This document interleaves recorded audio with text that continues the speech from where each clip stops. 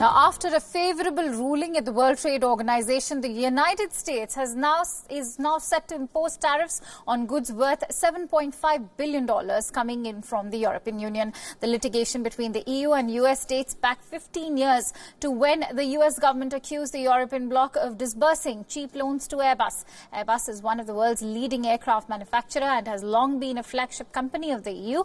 Even though the US wanted to impose tariffs on goods worth $11 billion, the WTO's ruling sets the figure at 7.5, and President Trump considers it to be a big win in his ongoing trade tiff with Europe. It was a big win for the United States, right? It was. You never had wins with other presidents, did you? But we're having a lot of wins at the WTO. This was a case that president. started, I think, 10 or 15 years ago. Okay. But excuse me. Your wins are now because they think I don't like the WTO and they want to make sure I'm happy. Because all of those countries were ripping off the United States for many years.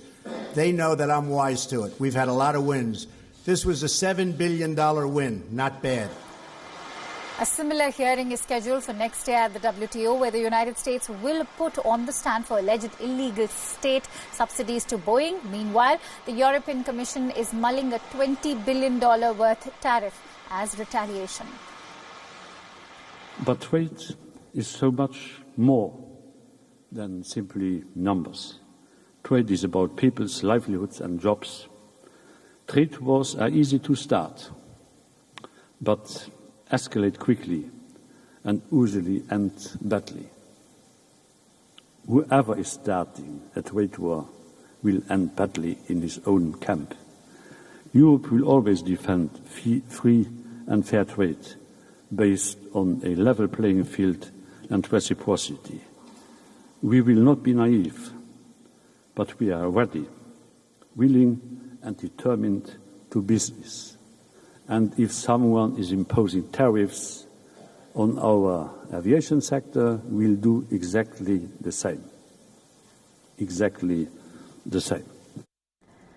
Now, at a joint news conference with Finland's president, a frustrated Donald Trump blasted reporters who asked questions about his ongoing impeachment inquiry. He called the probe a hoax and a fraud and angrily denounced the press over his July telephone call with the Ukrainian President Volodymyr Zelensky. Trump repeatedly refused to answer questions from a Reuters reporter about what he wanted from the Ukrainian president to do when Trump brought up the business ties to Ukraine of Hunter Biden, son of Democratic presidential candidate Joe Biden, his main rival in the 2020 U.S. elections.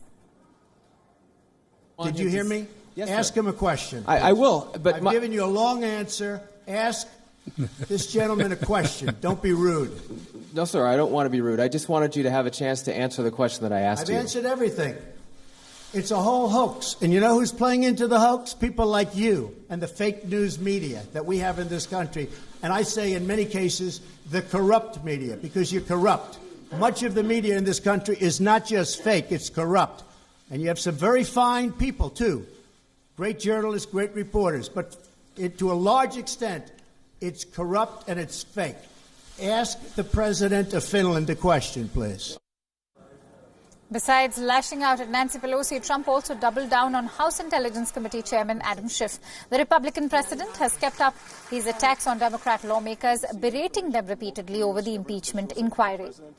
Now, the charges against Trump are based on the summary of his July phone call to Ukrainian President Volodymyr Zelensky. It was released by the White House itself. According to the transcript, Trump asked Zelensky to investigate Biden and his son Hunter in coordination with U.S. Attorney General William Barr and Rudy Giuliani, his personal lawyer and former New York mayor.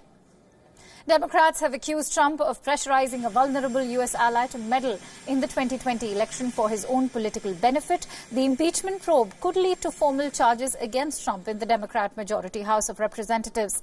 A trial on whether to remove Trump from office would then be held in the Republican-controlled Senate. Republicans, however, have shown little appetite for ousting him.